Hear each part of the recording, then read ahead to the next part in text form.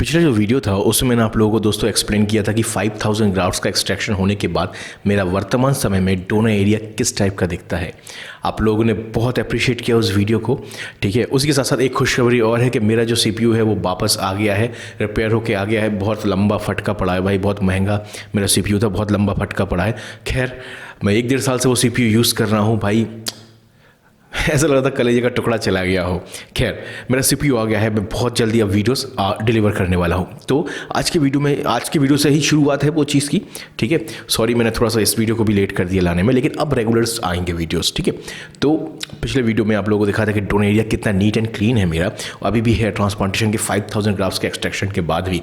लेकिन पिछले वीडियो से जो है ना बेसिकली 3 क्वेश्चन जो हैं, कॉमन क्वेश्चन जो सामने आए, जिसमें से 1-2 क्वेश्चन इतने ऑब्वियस हैं जो कि मुझे पिछली वीडियो में जो है ना आप लोगों को एक्सप्लेन कर देना चाहिए था। जिसमें से अगर पहला क्वेश्चन हम ले लें तो वो जो परमानेंट मार्किंग वाला बात है कि भाई हेड शेप जब कर रहे हैं, आप देख सकते हैं कि जब ये हेड शेप किया जा रहा है तो बालों के अंदर से एक परमानेंट मार्किंग टाइप का निकल रहा है। तो लोग मुझसे पूछ रहे हैं कि भाई ये मार्किंग क्या रहती है, ये मतलब हमेशा रहता है कि ये है क्या, ये मार्किंग क्यों की गई है, ये मार्किंग के बालों के अंदर रहती है हमेशा स्कैल्प के ऊपर।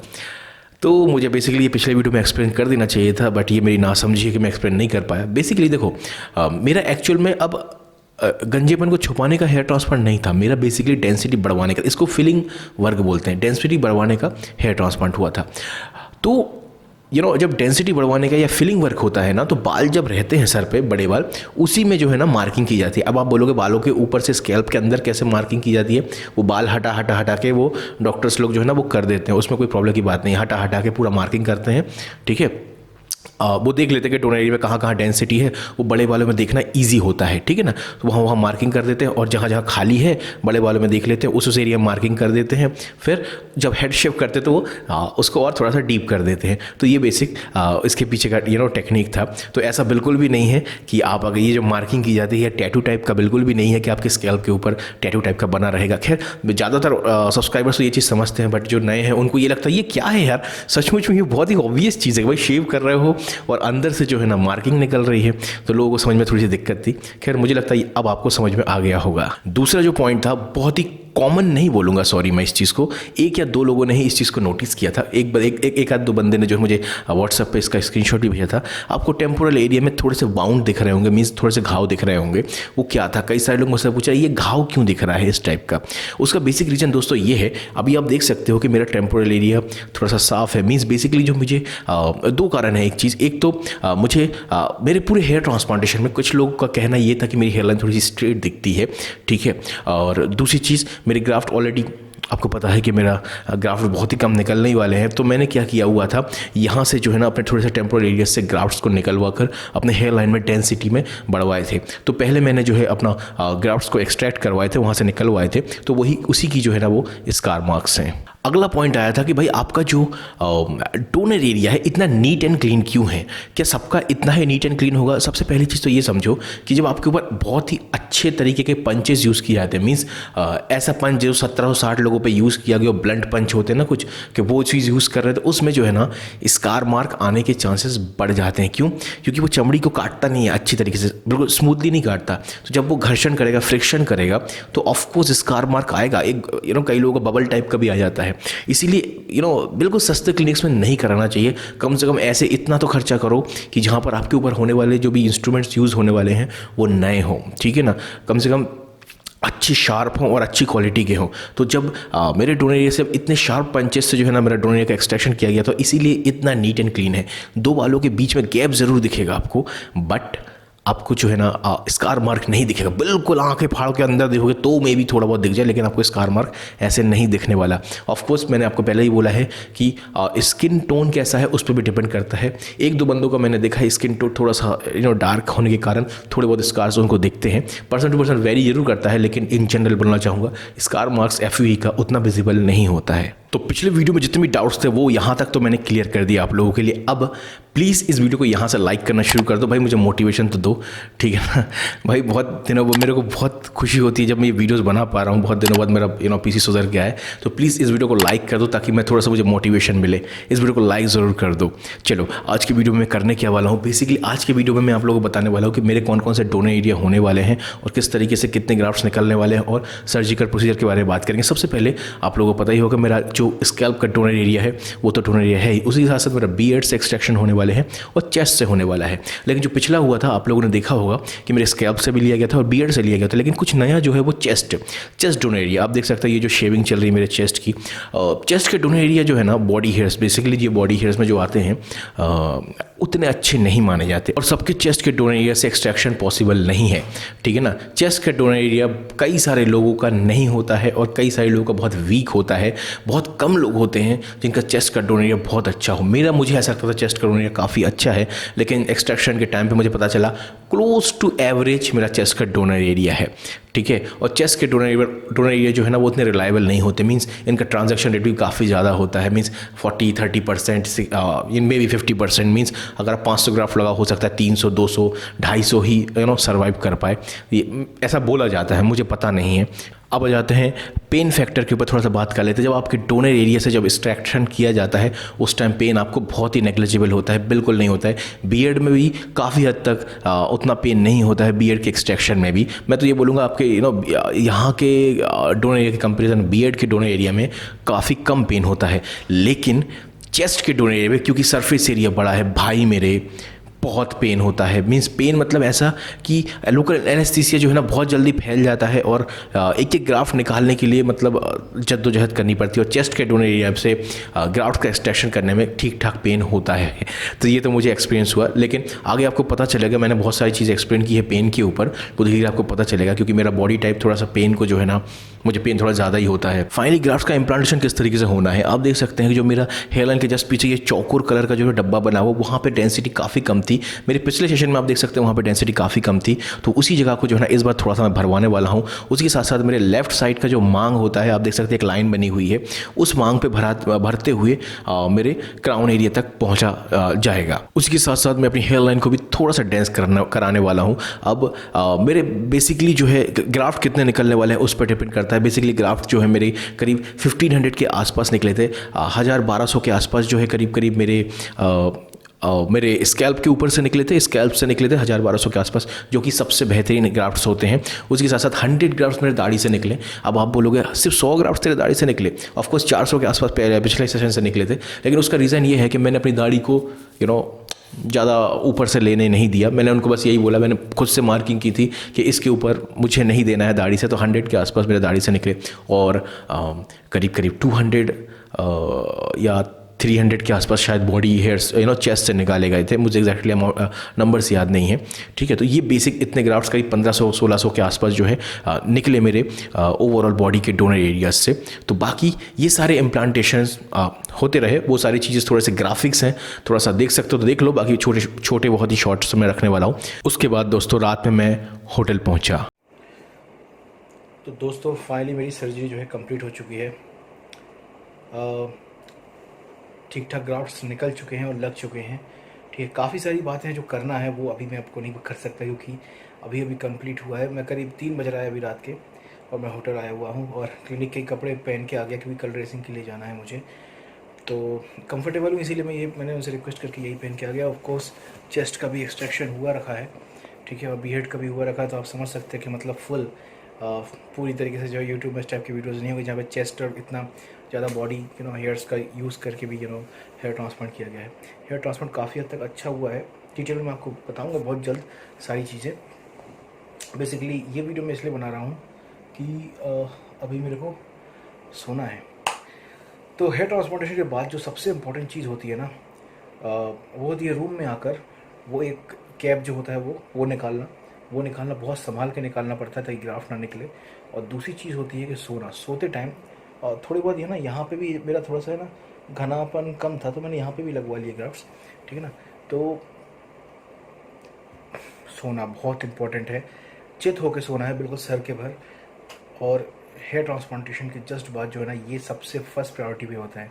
ये पहले जो 2 दिन होते हैं ना हेयर ट्रांसप्लांटेशन के बाद के, ये गेम चेंजर होते हैं, ठीक है ना। 2-3 दिन रुक जाओगे, अच्छी तरीके से केयर कर लोगे तो रातें निकल जाती हैं, बिल्कुल पता नहीं चलता है, और हेयर ट्रांसप्लांट आपको सक्सेसफुल होने के 99% चांसेस बढ़ जाते हैं। इन 2 दिनों में अगर आपने खुजली कर ली रात में, या फिर बिस्तर में घिस गए, ठीक है ना, और गार्ड्स उसमें से कपड़ों में बेडशीट में फंस के निकल गए, ये सब चांसेस रहते हैं। इसीलिए याद रखिएगा कि जो फर्स्ट नाइट होती है वो बहुत थोड़ा सा अनईजी होता है हेयर ट्रांसप्लांटेशन के जस्ट बाद। अब जब अपना फर्स्ट नाइट होता है, फर्स्ट नाइट मीन्स जो हेयर ट्रांसप्लांटेशन के बाद वाला जो नाइट होता है, ठीक है ना, जस्ट करके जब आते हो, तो वही मुझे अभी गुजरना है। तो wish me all the best, सब कुछ सही रहेगा तो अगली सुबह बताएंगे कैसा रहा, ठीक है। बहुत ही स्मूथ रहा भाई, बहुत ही स्मूथ रहा। मैंने एक चीज़ मैं आपको बता देना चाहूँगा कि भाई मुझे पता नहीं मैं ये सही बोल रहा हूँ कि नहीं, क्योंकि मुझसे लोग पूछते हैं कि भाई तू यूट्यूबर है, भाई पेन कितना होता है हेयर ट्रांसप्लांटेशन में, कितना होता है। मैं बोलता हूँ भाई शुरू के इंजेक्शन के कुछ ट्रिक्स होते हैं, बट इस पर मैं डिटेल में बात करूँगा, लेकिन मुझे पता नहीं कि मेरे कुछ बॉडी में कुछ प्रॉब्लम है क्या है। मुझे भाई पेन हुआ है यार, हर सेशन में मुझे पेन हुआ है, ठीक है ना। ये सबके साथ नहीं होता है, बाकी सभी किसी के साथ नहीं हो रहा था, ये चीज़ मेरे साथ हो रहा था। डॉक्टर्स ने बोला कि मुझसे आपकी बॉडी में एनेस्थीसिया का असर कम होता है, हो रहा है, ठीक है। तो ये चीज़ सही है। और कई बार तो ऐसी भी सिचुएशंस आई जहाँ पे मैंने बोला कि भाई अब एनेस्थीसिया मत दो मुझे, आप जैसा कंडीशन है उसमें ही मारो, दम वम बांध के मैंने दर्द सह के ड्रिल करवाए, प्रिक करवाए हैं। तो ये सिचुएशंस भी आती हैं, तो इसको मैं डिटेल में आपसे बात करूँगा इस चीज़ के ऊपर। खैर अभी सोने का टाइम है, रात के 3 बज रहे हैं, बहुत ज़्यादा थक गया हूँ। और पिछले सेशन में मैंने बहुत ज़्यादा वीडियोस वगैरह बना लिए थे ना, तो मेरे को सूजन भी आ गया था। तो सूजन देखो यहाँ पे से जो है ना उतरने लगा है नीचे, तो मेरे को ज़्यादा से ज़्यादा लेटे रहना है अभी। कम से कम कल 12 बजे तक तो मैं सोऊंगा, दोपहर में पूरा लेटे रहूँगा, ताकि सूजन जो भी उतरना हो वो साइड से निकले। और लेट्स सी, देखते आगे क्या होता है। चलो भाई, गुड नाइट। बेसिकली अब मेरे लिए प्रॉब्लम ये है कि मैं इस तरफ भी थोड़े से मैंने बाल लगवाए हैं हेड एरिया में, मैं ऐसा भी नहीं हो सकता, मुझे इसी साइड होना है। थोड़ा सा क्राउन एरिया में भी लगा हुआ है। तो भाई ये जो सर्जरी के बाद की नाइट है ना पहली, वो थोड़ा सा तकलीफदायक हो सकता है नींद आने में। फिर भी चलो सुबह मिलेंगे अब वापस। Good night.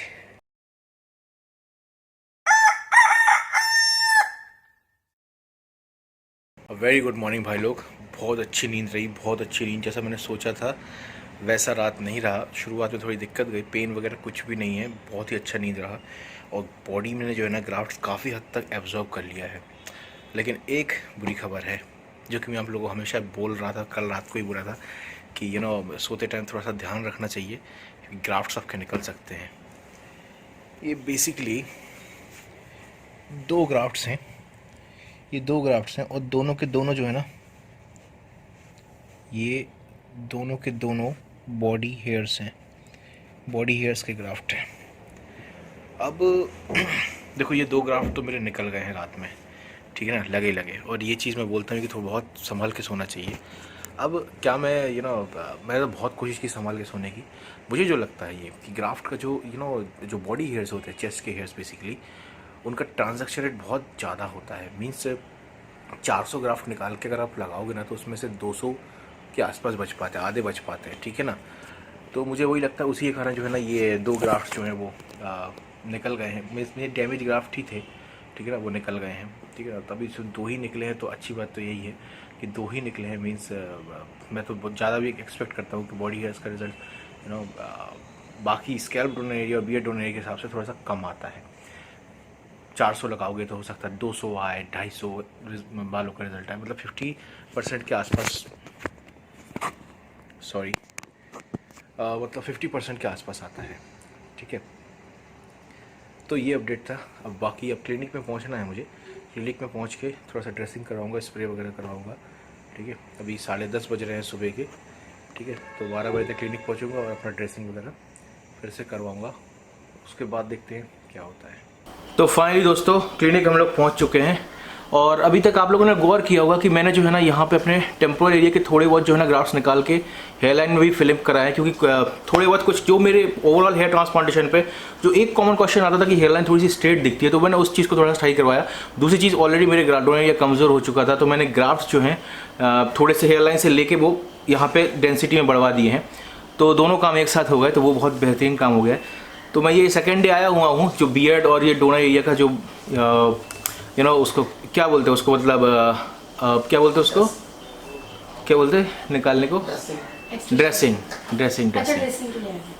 तो बेसिकली मैं ड्रेसिंग के लिए आया हूँ, मैं भूल गया था, वर्ड ही भूल गया था पूरी तरीके से। ड्रेसिंग के लिए आया हुआ हूँ, थोड़ा सा स्प्रे वगैरह ये लगेगा, ठीक है। और उसके बाद आगे की क्या डिटेल है मैं आपको बताता हूँ।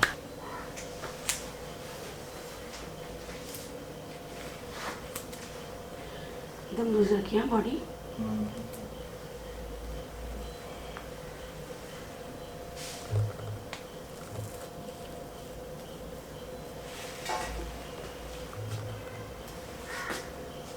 ओके, अब बियर्ड निकाल लेते हैं, स्ट्रेट आ जाइए।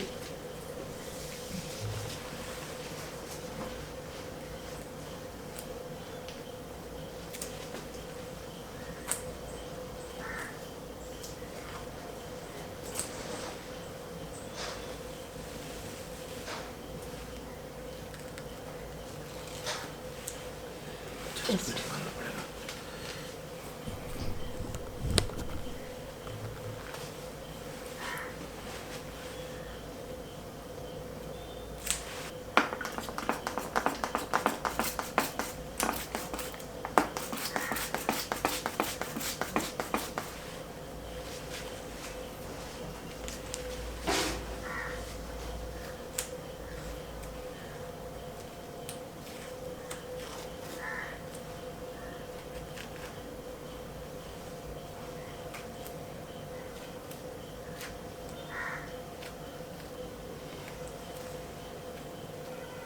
थोड़ा सा बाल की वजह से पेन होगा आपको। हाँ ठीक है, पेन तो क्या, वो पेन तो सह लिया फिर पूरा।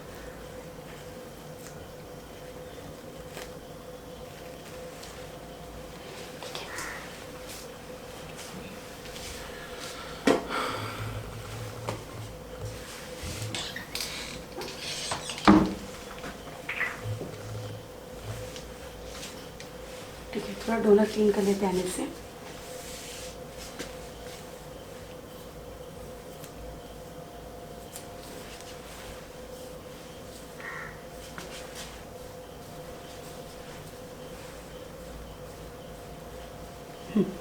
बियर्ड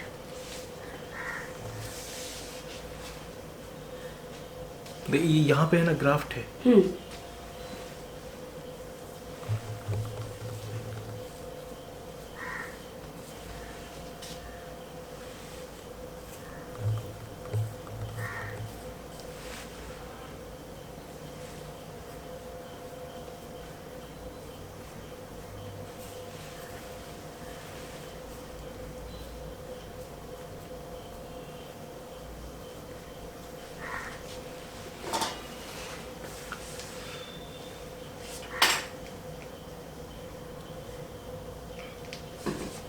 अभी पिटाडिन अप्लाई कर लेते हैं।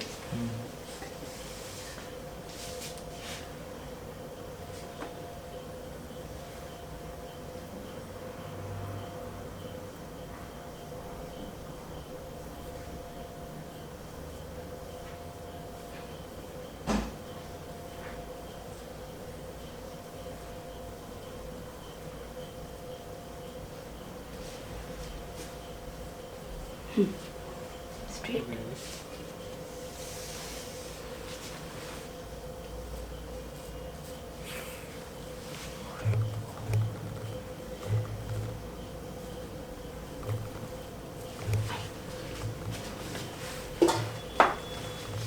ये थोड़ा और लगा दो बेटे।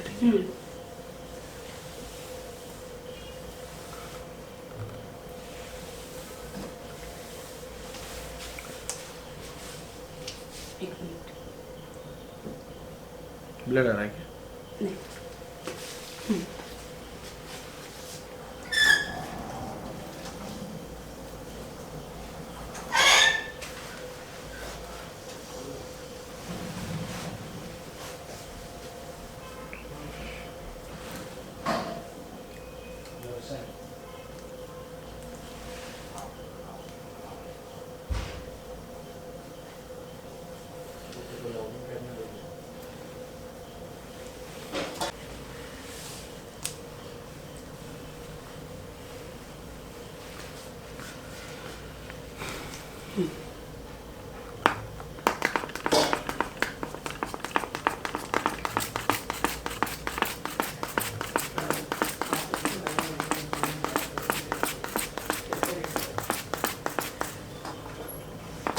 your eyes.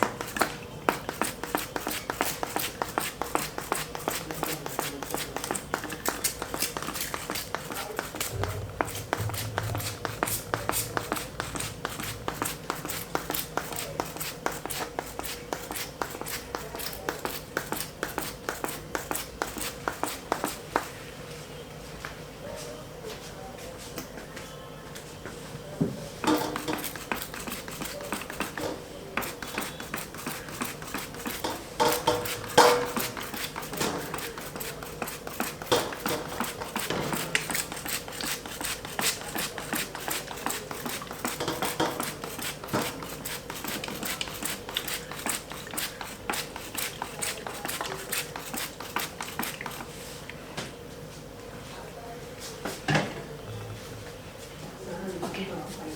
Keep your head up. आपको प्रॉब्लम तो नहीं है आपका कुछ फेस में थोड़ा बहुत दिख जाता वीडियो में? नहीं, कोई प्रॉब्लम नहीं. स्ट्रेट रखिए.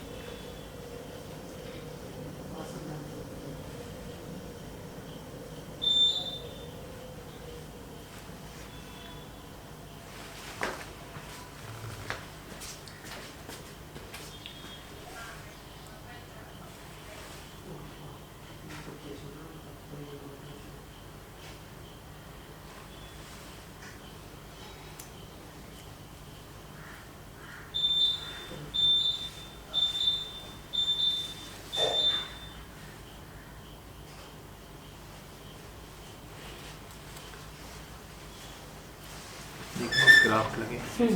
Don't worry.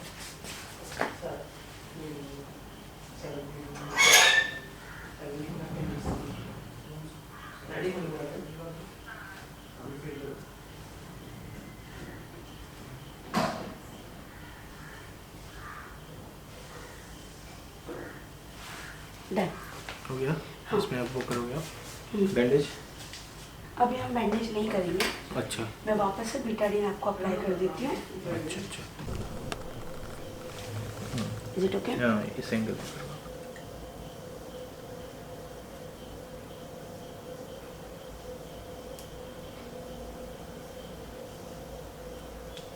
इस तरफ.